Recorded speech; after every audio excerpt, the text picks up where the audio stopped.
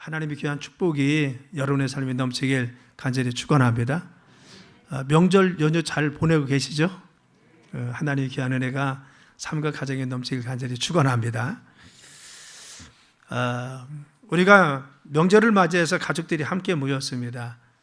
그런데 우리 가정을 보면은 뭔가 좀 부족한 것이 있다는 것을 느낄 때가 있어요. 내 자녀는 이런 것이 정말 좋은데 이거 하나만 더 보완되면 너무 좋을 텐데 이런 아쉬움이 있고요. 우리 가정은 다 좋은데 이런 부분이 좀 모자란 것이 있어. 이것만 채워지면 좋을 텐데 이와 같이 생각되는 것이 분명히 있다는 겁니다. 우리 자신의 삶뿐만 아니라 우리 가정을 볼 때, 그리고 우리의 주변을 볼 때도 그런 아쉬움들을 가지고 있습니다. 그런데 성경을 자세히 보면요, 하나님께서는 당신의 사랑하는 자녀들에게 완벽하게 다 갖추어 주지는 않았더라고요. 우리가 에덴 동산의 최초 인간인 아담과 하와를 보면은 하나님은 그 모든 것을 다 창조하시고 나서 그 좋은 것을 아담과 하와에게 다 맡겼습니다. 그래서 관리하고 다스리고 지배하고 이 땅을 정복할 것을 말씀하시고 하나님 대신해서 그에게 권위를 주었습니다. 그런데도 불구하고 한 가지 부족한 것이 있었습니다. 그것은 선과 악을 구분하게 남의 실과를 먹지 말라고 하신 것입니다. 하나님 마음을 그렇게 기쁘게 했던 다윗도 마찬가지입니다. 하나님은 정말 이 다윗을 보고 얼마나 기뻐하셨습니까? 그런데 그의 일생에도 정말 아픔이 되었던 자녀가 있었습니다. 압살롬이라는 아내입니다. 압살롬의 아들 때문에 그는 때로는 신발도 신지 못하고 쫓겨가는 신사가 되고 그 아들을 내서 눈물 지어야 되는 그런 어려움도 있었다는 것입니다. 우리가 그렇죠. 우리 가정은 다 좋은데 이거 하나만 좀 채워졌으면 좋겠는데, 우리 자녀 너무 좋은데 이거 하나가 모자라. 그리고 내 배우자도 다 좋은데 이거 하나만 좀 갖추어졌으면, 우리가 늘 그 뭔가 모자란 것이 있습니다. 예수님도 그렇죠. 예수님 12제자가 다 좋았습니까? 마지막에 가서는 가룟 유다라고 하는 제자가 예수님을 팔고 예수님의 등지고 나갔던 것을 볼 수가 있습니다. 그렇죠. 우리의 삶에 아쉬움이 있지만 그러나 그것은 정말 연약함이 모든 사람들에게 똑같이 있었다는 겁니다. 오늘 본문의 사도 바울도 마찬가지입니다. 사도 바울은 정말 능력의 대사도입니다. 정말 하나님의 위대한 일들을 많이 했습니다. 그런데 이와 같이 능력 있는 그의 삶 가운데 연약함이 있었습니다. 그것은 바로 성경은 가시라고 합니다. 사단의 가시를 주었다라고 합니다. 그래서 그는 이와 같이 능력 가운데 있었음에도 불구하고 연약한 것이었으며 사단의 가시가 있어서 이 가시만 없었으면 내가 주님의 사역을 하는데, 주님이 그런 역사를 일으키는데 이 가시만 없으면 하는 것이 있었습니다. 그래서 무려 3번씩이나 기도했다는 겁니다. 하나님께 기도했습니다. 여러분, 사도 바울의 삶 가운데 그토록 능력 있는 삶을 살고 권세 있는 능력의 삶을 살았잖아요. 그래서 사도 바울이 정말 가지고 있던 손수건만 다른 사람이 가져도 귀신이 달아나고 질병이 낫는 겁니다. 이토록 위대한 능력과 정말 하나님 귀한 역사를 이뤘는데 그는 3번씩이나 하나님 이걸 좀 없애주세요, 그 문제를 가지고 심각하게 기도했다는 것을 알 수가 있는 것입니다. 우리는 우리의 삶이나 가정이나 우리의 환경 가운데 뭔가 모자란 것이 있습니다. 내 마음에 흡족하지 못하고 뭔가 좀 부족한 것이 다 존재하고 있다는 겁니다. 질병일 수도 있고 내 삶에 만족감을 느끼는 어떤 것도 있을 거예요. 물질일 수도 있고 자녀 문제일 수 있고 내 주변일 수도 있습니다. 그런데 정말 우리의 삶에 중요한 것은 이 그래 믿음의 사람들에게 있는 연약함, 모자람은 우리에게 어떤 의미를 주냐고 합니다. 우리 믿음의 성도들은 내 삶에 이와 같이 부족한 것이 있고 모자란 것이 있을 때 어떤 신앙적인 태도를 가지고 살아야 되느냐, 이것을 오늘 말씀을 통해서 함께 나누려고 합니다. 첫째는 연약함은 누구나 있더라는 겁니다. 나만 특별히 그래? 아니더라는 겁니다. 우리는 내 삶만, 내 가정만 그런 문제가 있고 우리 자녀만 그런 문제가 있는 것이 아니라 어느 가정을 봐도 누구를 봐도 그리고 성경을 봐도 그것은 다 그런 부분이 있었다는 겁니다. 사도 바울이 이 가시에 대해서 구체적으로 무엇이냐, 성경은 정확하게 언급하지 않습니다. 그런데 학자들은 두 가지를 추정합니다. 첫째는 그의 정말 안질, 눈이 나빴을 것이라는 겁니다. 우리가 앓고 있는 그냥 일반적인 눈이 아니라 정말 심각한 눈에 질병이 있었다는 겁니다. 그래서 3번씩이나 기도했다는 거죠. 또 한 추측은 뭐냐? 그것은 간질병이라고 합니다. 그렇죠. 그토록 능력이 있는 사역을 하다가 갑자기 쓰러져 봐요. 그렇죠. 그러면 얼마나 자신의 삶 가운데 치명적이고 수치스럽습니까? 그래서 이와 같이 이 바로 문제를 놓고 자신의 삶에 모자란 것, 부족한 것을 위해서, 가시를 위해서 3번씩이나 하나님 앞에 제거해달라고 기도했습니다. 저도 목회자입니다. 제 문제만 놓고 금식하면서 3번이나 매달려 기도한다는 것은 정말 어렵습니다. 왜? 성도들 그리고 주변을 위해서 하는 그런 사역의 문제가 훨씬 더 저희들은 가까이 다가옵니다. 그런데 정말 사도 바울 같은 사람이 3번씩이나 자신의 문제만 놓고 기도했다는 것은 그만큼 자신의 가지고 있었던 이 가시가 힘들고 어려웠다는 겁니다. 그런데 이 가시를 놓고 하나님 앞에 기도했을 때 하나님 뭐라고 했습니까? 내가 교만해지지 않기 위해서 내 몸에 가시를 두었다는 겁니다. 하나님께서 그래, 오케이, 내가 너에게 응답해 주마. 그리고 가시를 다 없애줬으면 얼마나 좋아요. 그의 사역이 얼마나 날개도 찌게 그리고 활기를 띠고 그가 사역했겠습니까? 그리고 얼마나 자신만만해 사역했겠습니까? 그런데 그에게 하겠습니다. 내가 가시를 남겨두는데 그것을 네가 교만해지지 않기 위해서. 너희 연약함을 준 것은 뭐냐? 네 몸에 가시를 둔 것은 너를 겸손해지기 위해서 그랬다는 겁니다. 그래서 일평생 사도 바울은 그 가시를 가지고 사역을 감당합니다. 그런데 우리가 한 가지 중요한 것은 그 가시 때문에 사도 바울의 사역을 멈췄습니까? 아닙니다. 그 가시 때문에 사도 바울이 죽었습니까? 아닙니다. 그 가시 때문에 사도 바울이 시험 들었습니까? 그것도 아닙니다. 그런데 사도 바울은 자신이 그토록 고민하고 고통스러웠던 가시가 있었음에도 불구하고 사역의 치명적인 그러한 어려움에도 불구하고 가시로 인해서 그는 하나님을 더 의지하게 되었고 가시로 인해서 하나님의 능력 가운데 머물었고 가시로 인해서 평생 교만하지 않고 주님을 영화롭게 할 수 있는 믿음의 삶이 되더라는 겁니다. 여러분, 사도 바울이 얼마나 능력이 있었는지 아까 말씀드렸죠. 지나갈 때 바로 그 질병 있는 자와 귀신 들린 자에게 손수건만 져도 귀신이 달아나고 질병이 떠나가는 겁니다. 그의 삶에 이와 같은 능력이 있었습니다. 어쩌면 그의 삶 가운데 이 가시가 없었으면, 주님을 의지하지 않았으면 그는 너무 당당해서 어쩌면 자기 자신이 교만해서 교주가 됐을지도 모릅니다. 그런데 늘 자신의 삶에 그토록 능력이 있고 역사하심에도 불구하고 그는 늘 주님을 의지할 수밖에 없었습니다. 왜? 이 가시 때문에. 주님이 도와주지 않으면 내가 망신당할 수 있습니다. 주님이 도와주지 않으면 나를 사람들이 경멸할 수 있는 위기의식에 있습니다.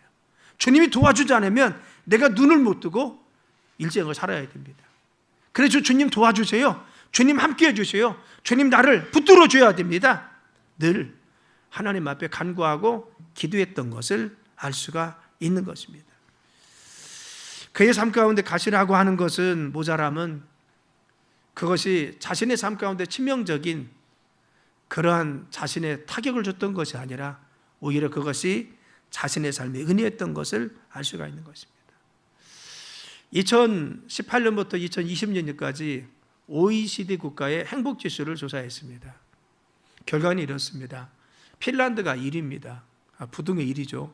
7.84로 행복지수가 나왔습니다. 2위는 덴마크입니다. 7.64입니다. 영국은 몇일까요? 영국은 16입니다. 7.06입니다. 미국은 몇일까요? 미국은 18입니다. 미국은요 6.95입니다. 일본은 어디 있을까요? 일본은요 한참 뒤처진 33입니다. 5.94입니다. 그리고 그 뒤에 이어서 35위가 한국입니다. 5.85입니다. 사실 한국의 행복지수는요 OECD 국가에서 거의 마지막에 속합니다. 그만큼 행복감을 못 느낀다는 거죠. 이 수치상 여러 가지 수치가 있지만 그냥 수치상으로 보면요 우리나라 국민의 많은 사람들이 행복하다, 나는 평안하다라고 생각하는데 네 명째 때 5명은 그렇게 못 느낀다는 겁니다. 한 절반 정도는 나는 행복한 사람이 아니야, 나는 힘들고 어려워 라고 생각한다는 겁니다. 여러분, 그렇죠?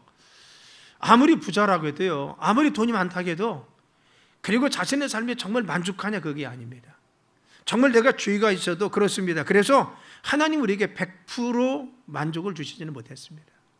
100% 건강, 100% 행복, 100% 은혜, 여러분, 그런 것은 없었더라는 겁니다. 어느 누구든지 뭔가 있어요. 질병이 있던, 자녀의 문제를 가지고 고민을 하던, 아니면 자신의 사업이나 물질의 문제가 있던, 아니면 내 주변의 관계의 문제가 있던, 이런 것 때문에 고민하는 가정이 많이 있습니다. 우리가 그렇지 않습니까? 그래서 이 땅에는 완벽한 것은 없다, 우리가 그렇게 알자는 겁니다. 중요한 것은 이 정말 모자란 것을 어떻게 소화시키냐, 이게 중요하다는 겁니다. 여러분, 우리 가정이 완벽합니까? 아닙니다. 완벽하고 내가 전혀 모자란 거 없는 거 추구하니까 가정에 자꾸 문제가, 삶에 문제가 있는 겁니다. 얼마 전에 연예인 한 분이요, 이전에 그 마약 때문에 문제가 되어서 바로 문제를 일으켰던 분인데, 들어온 지 얼마 안 돼서 또 마약 문제로 걸렸습니다. 왜 그런지 모르죠. 그 사람이 인기 때문에 그랬는지, 아니면 삶에 어떤 유혹이 있었는지, 아니면 정말 그 압박감 때문에 그랬는지 알지 못합니다. 그런데 또 이번에 그와 같이 됐어요. 그렇죠. 100% 만족하려고 하면요, 거기에서 얻지 못하는 것을 다른 데 가서 찾으려고 하면, 그래서 마약에 손을 대고 다른 것에 손을 댄다는 것입니다. 여러분, 우리가 중요한 것은 우리의 삶에 누구나 다 부족함이 있다. 내 삶에 모자란 것이 있고, 우리 자녀가 내가 바라는 모자란 것이 있어서 조금만 채워지면 그런 것이 있는 것이 당연한 것이다. 우리는 그렇게 우리의 삶에 정말 연약함이 있다는 것을 알자는 겁니다. 그래서 두 번째는 우리의 연약하고 부족한 거 해석하기 나름이라는 겁니다. 해석을 잘해야 됩니다. 그래서 정말 연약함은 누구나 있습니다. 그런데 해석을 잘하는 사람이 주님께 축복을 받고 행복한 삶을 살 수 있습니다. 부족해서 누리는 삶, 내 삶의 모자람에도 불구하고 행복한 삶이 무엇입니까? 진정한 주님 안에서 누리는 행복입니다. 제가 오래전에 한 기사를 봤습니다. 일본에 있는 어떤 가정인데 어머님, 아버님 돌아가셨어요. 그런데 오빠와 함께 두 여동생이 함께 가정에서 살고 있습니다. 그 가정을 주재했는데 그들은 믿음 안에서 정말 행복한 삶을 살더라는 겁니다. 부모님이 계셔서 그런 것이 아닙니다. 자신의 삶에 무엇인가 만족한 물질이 있어서 그런 것이 아닙니다. 외적으로 볼 때는 가난하고, 그리고 또한 부모님 계시지 않고 정말 힘들게 살아갑니다. 그런데 그들은 늘 만족하면서 기쁨을 가지고 살아가더라는 겁니다. 왜? 그 안에서 부족하지만 그래도 정말 기도하면서 하나님 의지하며 살리니까 그들이 정말 행복한 믿음의 삶을 살더라. 그런 기사를 봤습니다. 우리가 집이 없습니까? 그래도 아이들이, 그리고 남편이, 그리고 내 가정이 정말 잘 건강하게 살아가면요, 그것이 우리가 기쁨이 아닙니까? 내가 집 없는 것만 생각하면 힘들죠. 그런데 내 자녀 보면, 우리 가정 보면 얼마나 행복합니까? 남편이 계시지 않는 분이 있습니다. 그런데 우리 가정이, 내 자녀들 평안해요. 그렇죠. 남편이 계셨으면 더 좋죠. 내가 힘들고 어려울 때 얼마나 큰 힘이 됩니까? 그런데 남편이 계시자, 그래도 내 자녀들이 착하고 건강합니까? 그것이 우리가 찾을 수 있는 행복이 아닙니까? 또 남편이 교회 나오지 않는 가정도 있어요. 그런데 교회는 잘 안 나오는데 나를 핍박하지 않아. 내가 교회 가서 일을 하든, 아니면 정말 교회 가서 봉사하든, 아니면 교회에서 내가 정말 예배를 드리고 하든 핍박하지 않아. 여러분, 그것도 감사의 조건 아닙니까? 핍박받아서 못하는 사람이 있는데, 우리의 삶에요, 정말 우리가 고백할 수 있는 것은 무엇입니까? 연약함, 부족함, 이걸 자꾸 확대하고 그것을 크게 해석하면요, 내가 시험 들 수밖에 없습니다. 여기에 집중하다 보면 우리의 삶이 넘어지고 쓰러질 수밖에 없습니다. 그런데 중요한 것은 연약함, 부족함이 있어요. 그렇지만 중요한 것은 연약함, 부족함을 일치해야 주님 의지하게 만드는 것이지, 하고는 우리 가정에 좋은 거, 내 자녀에 좋은 거, 하나님께 감사할 수 있는 거, 이것이 무엇입니까? 그것이 우리가 시험 들지 않고 믿음 안에 살 수 있는 비결이라는 겁니다. 어느 수도사가 길을 걸어다가 돌이 하나 걸려 넘어졌어요. 그 돌 보니까요, 조그마한 돌입니다. 에이, 오늘 참 이 돌이 있어서 내가 걸려 넘어졌네, 아침부터, 그리고 재수가 없네 하고 가려고 했어요. 가만히 생각하니까 이 돌을 내가 늘 아침마다 산책하는 줄 알고 누가 갖다 놓은 것 같아요. 그리고 그 돌을 봤더니만 그 돌이 2배로 커진 겁니다. 그리고 또 가려고 하다 가만히 생각하니까 아 그래, 나를 비유하는 그 사람이, 그 수도사가 틀림없이 내가 아침마다 산책하는 줄 알고 이 돌을 이곳에 갖다 놔서 나를 넘어지게 했을 거야, 이 생각하니까 그 돌이 바위만해져 가지고 가는 길을 막더라는 겁니다. 그렇죠. 우리가 어떤 문제에 집중하면요, 그 문제가 자꾸 커지고 확대 재생산된다는 겁니다. 볼 때는 그것이 자그마했습니다. 별로 문제되지 않는 것입니다. 그거 큰 문제 아닙니다. 그런데 그 문제에 집중하다 보니까, 그리고 그것이 너무 몰두하다 보니까, 그것만 바라보니까 그 문제가 나에게 더 너무 크게 다가옵니다. 그래서 내 삶을 사로잡고 나의 삶의 장애가 되어서 나를 결국 넘어지게 한다는 거예요. 작은 미움이 싹터서 살인하지 않습니까? 그렇죠. 내가 작은 오해 하나가 자꾸 부풀려지고 그것이 정말 커져서 우리 관계가 깨어지고 힘들고 어렵지 않습니까? 결혼하면요, 처음에는 자기에게 상대방을 맞추려고 합니다. 그래서 남편이 이렇게 고쳐줬으면 좋겠고 아내도 이렇게 고쳐줬으면 좋겠습니다. 그런데 고쳐집니까? 여기 신혼부부들은 몰라요. 고쳐줄 줄 아는데 안 고쳐집니다. 안 고쳐져. 다음은 뭐요? 수용하고 우리가 받아들이는 겁니다. 그래, 하나님이 원래 만드실 때 그렇게 만드셨지, 내가 이해하고 받아들이면요 정말 우리는 행복하고 기쁠 수가 있어요. 그래서 제가 젊은 부부들한테는, 그리고 또 우리 교인들한테 제가 권면하고 싶은 것은 MBTI 검사를 좀 한 번씩 해봤으면 좋겠어요. 부부가, 특히 젊은 분들은. 그러면 아, 이분은 원래 이렇구나 이해가 되면요 훨씬 더 부부 사이가 좋아집니다. 이전에, 요즘은 제가 못하는데 주례할 때마다 제가 그 결혼 예비 학기를 했는데 그때 서로 장점을 좀 써오라고 그래요. 장점, 때로는 10가지, 조금 좀 하면 한 뭐 20가지 이렇게 써오라고 하는데, 숙제를 주면요 어떤 분은 한 5가지밖에 못 써와요. 장점을 일주일 동안 숙제를 내셔도. 그런데 나중에 장점을 이렇게 찾아서 오고 나서 나눠보라 하면요, 아, 나는 아무개 씨한테 이런 장점이 있는지 몰랐어요. 새롭게 보인다는 겁니다. 내가 보지 못했던 장점이 이렇게 있다는 겁니다. 그것을 바라보는 시각이죠. 어떻게 보느냐에 따라서 우리는 그 안에서 기쁨도 행복도 장점도 끌어내릴 수가 있습니다. 미국의 사막제대는 2가지 종류의 새가 배워하기 여러 가지 있지만 2종류가 특별히, 하나는 까마귀 같은 새인데 그 까마귀는요, 까마귀 같은 새는 그 사막제대를 돌다가 뭘 찾느냐, 죽어있는 시신을, 동물의 사체를 찾습니다. 그런데 삼새같이 자그마한 새가 하늘을 배하는데 뭘 찾느냐, 바로 이 사막에 핀 꽃을 찾아서 그 안에 꿀을 빠는 겁니다. 똑같이 사막을 지금 배하고 있지만 그러나 그들이 바라보는 시선이 다르다는 겁니다. 무엇을 지향하느냐 다르다는 겁니다. 우리가 지금 가족의 눈이 무엇을 보고 있습니까? 내 가정에 모자란 거, 부족한 거, 약한 것만 보고 나는 불행하라고 생각합니까? 아니면 우리 가정에 그럼에도 불구하고 내가 감사할 수 있는 조건을 찾아서 이런 것도 있고 내가 이렇게 감사할 수가 있어? 이렇게 생각합니까? 우리는 우리의 삶의 약점, 단점, 조그마한 거, 그리고 걸림돌을 잘 생각하면요 그것이 우리의 삶을 결국은 무너뜨리고 불행하게 만들 수밖에 없다는 겁니다. 그래서 우리는 가시를 잘 해석하는 것이 중요합니다. 그러면 어떻게 해석하느냐라는 거죠. 그것은 하나님께서 연약함을 주시고 부족함을 주신 것은 하나님을 더 의지하라고 주신 것임을 믿으시길 간절히 축원합니다. 이 연약함과 모자람이 우리를 무너뜨린 것이 아닙니다. 우리 자녀가 부족한 것, 그것 때문에 우리 자녀가 하나님께 쓰임받지 못하고 그 삶이 무너지는 것이 아닙니다. 우리 가정에 그것이 부족한 것이 우리 가정을 깨지고 우리 가정에 불행하게 만드는 것이 아닙니다.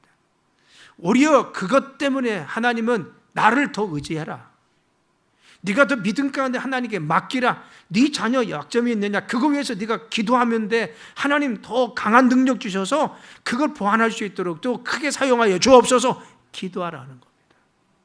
그래서 주님 의지하라고, 주님 능력 가운데 머무르라고 우리에게 연약함을 허락하여 주셨다는 것입니다. 사도 바울은 가시인 자신의 연약함 때문에 자신이 자고하지 않게 되었다라고 했어요. 교만해지지 않았다는 겁니다. 여러분, 교만이 패망의 선봉이잖아요.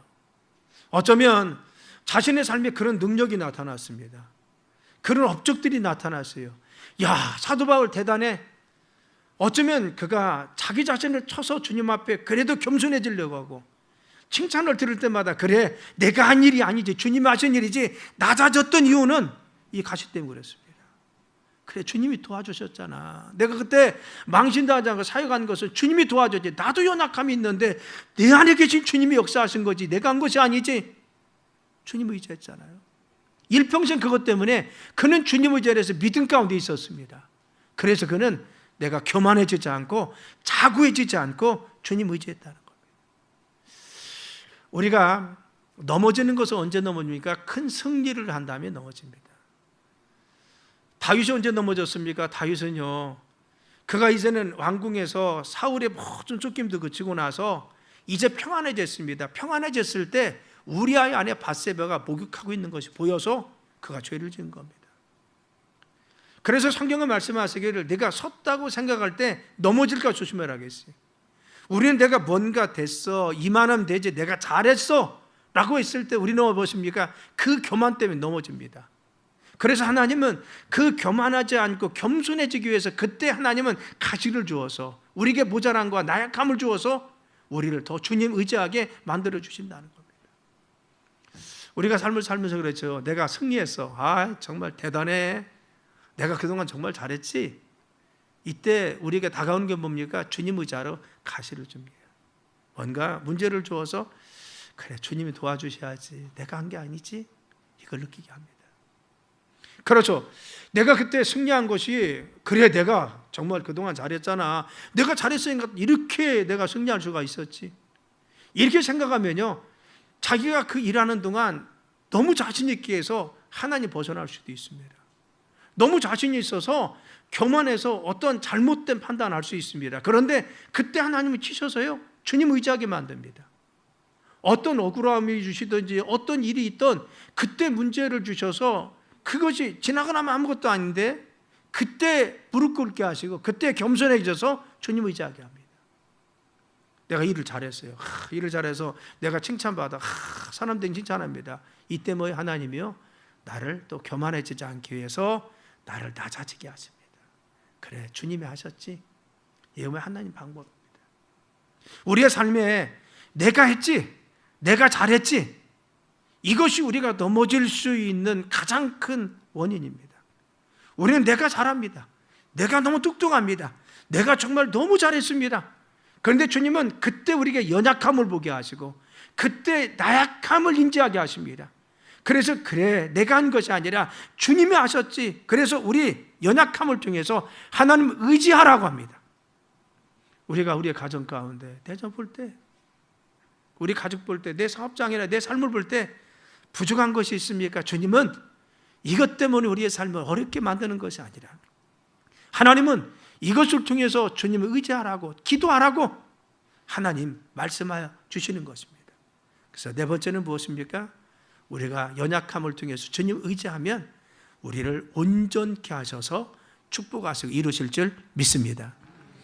오늘 고린도서 12장 9절 말씀에 나에게 이르기를 내 은혜가 내게 족하도다. 너 가시 있는 거 네가 좋게. 이는 내 능력이 약한 데서 온전해집니다. 너 약하다고 생각해? 너 그 안에 하나님 능력이 있어. 그러므로 도리어 크게 기뻐함으로 나의 여러 약한 것에 대하여 자랑하리니 이는 그리스도의 능력이 내게 머물게 하려 합니다. 내가 연약한 것 때문에 하나님 앞에 기도했는데 하나님이 약한 것을 통해서 주님의 능력이 내게 머물렀다는 겁니다. 하나님의 역사하심이 내 삶에 넘쳤다는 것입니다. 내 삶에 넘어지고 쓰러지고 내가 좌절되는 것이 아니라 이 연약함 때문에 주님 부여잡고 기도했더니만, 주님 의지하고 주님이 주권자를 고백했더니만 주님이 나를 채워주셔서 능력이 머물러서 승리하는 삶으로 나를 인도하여 주시더라는 겁니다. 사랑 여러분, 우리의 삶에 약하다고 생각할 때 하나님, 나 모자란 것이 있어요. 주님 도와줘야 됩니다. 우리 가정 부족한 것이 있어요. 이거 채워줘야 됩니다. 나 이런 만족이 없어요. 하나님 채워주세요. 이때는 마귀가 틈타지 못해요. 마귀는요, 나 됐어 라고 할 때 틈을 타는 겁니다. 그래서 우리는 우리의 삶에 중요한 것은 무엇입니까? 마귀가 틈타지 못하게 해야 됩니다. 그래서 늘 우리의 삶에 교만하지 말고 주님 의지하는 믿음 가운데 서면 온전케 우리의 능력이 머물어서 우리의 삶을 이끌어 주신다는 겁니다. 사도 바울의 삶에 그가 일평생 하나님 앞에 그 귀중한 사역들을 능력 있게 할 수 있었던 것은 가시로 인한 은혜였습니다. 이 가시 때문에 주님 의지할 수밖에 없고 주님께 맡길 수밖에 없고 사역을 나갈 때마다 하나님 도우심을 구하고 능력을 구하고. 왜? 사역을 나갔는데 그때 내가 넘어지면 안 됩니다. 거품 부르면 안 됩니다. 그래서 그 순간순간 나갈 때마다, 그리고 또 말씀을 전할 때도, 그리고 어떠한 역사를 일으킬 때도 하나님 도와주세요. 하나님 붙들어 주셔야 됩니다. 주님 의지하는 믿음이 있었기 때문에, 주님 의지했기 때문에 그는 늘 항상 자신의 부족을 통해서 하나님의 능력 가운데 먼 것을 볼 수가 있는 것입니다. 사랑하는 성도 여러분, 우리는 우리의 삶에 나약한 것이 다 있어요. 내 몸에 있을 수가 있어요. 이런 질병과 연약함이 있고, 우리 가정에 있을 수가 있습니다. 부부간에 그런 문제도 있잖아요. 아이고, 우리 배우자가 이런 것만 좀 채워줬으면 좋겠네, 이런 거 있잖아요. 그렇죠. 또 여러분 자녀 볼 때 그렇죠. 우리 자녀들 저것만 좀 채워주면 얼마나 좋아. 만나보니까 아쉬움이 있잖아요. 너무 좋은데 그런 것도 있을 수가 있습니다. 내 주변 봐봐요. 우리가 속해 있는 교회나 내 주변 관계를 봐도요, 다 좋은데 이것 때문에 내가 정말 힘들고. 그것은요, 우리의 넘어짐이 아닙니다. 여러분, 우리는 그것이 우리가 그런 부족한 거, 모자란 것이 보일 때 중요한 것은, 하나님은 너 그거 가지고 기도해. 내가 함께 해야 돼. 너 그거 가지고 겸손해져. 나를 의지해. 그 사이입니다. 우리는 그래서 자녀를 위해서 기도해야 되고, 내 가정을 위해서 기도해야 되고, 내 삶을 위해서 기도하고, 연약함이 보일 때마다, 나약함이 보일 때마다, 그런 문제가 인식될 때마다 주님 의지하면 이 약한 데서 능력이 있고 약한 데서 온전해질 수 있도록 우리를 축복하실 줄 믿습니다. 그래서 우리를 축복하기 위해서 하나님께서 우리에게 연약함을 주셨음을 믿어야 되는 것입니다. 이제 말씀을 맺습니다. 여러분, 때로는 그런 문제 때문에 밤잠을 지새워야 될 때가 있지 않았습니까? 내가 어려움 때문에 하나님 앞에 울며 탄식하며 나가고 한탄하도 있었습니까? 여러분, 너무 그것 때문에 너무 가슴 아파하고 있습니까? 그래도 여러분, 하나님은 그 모자람과 부족함을 통해서 우리에게 주신 은혜가 있음을 믿으실 간절히 축원합니다. 하나님은 우리의 그 연약함을 통해서 우리를 만나주시고, 우리의 부족함을 통해서 우리에게 역사하여 주시고, 우리가 정말 나약하고 힘들고 어려운 상황을 통해서 우리에게 정말 함께 하셔서 우리를 능력 가운데, 우리를 믿음의 삶 가운데 하나님께서 우리를 쓰시기 위해서, 그래서 우리의 삶에 닥치는 모자람과 연약함은 우리를 넘어지고 걸림돌이 아니라 우리가 그것이 디딤돌이 되어서 우리를 반석 위에 세우실 주님 축복인 것을 알고 믿음 가운데 여러분 가정과 삶, 자녀들을 위해서 기도하는, 그리고 의지하는 여러분 되시길 예수님의 이름으로 축원합니다. 기도합니다. 하나님, 저희들이 추석 명절을 맞이해서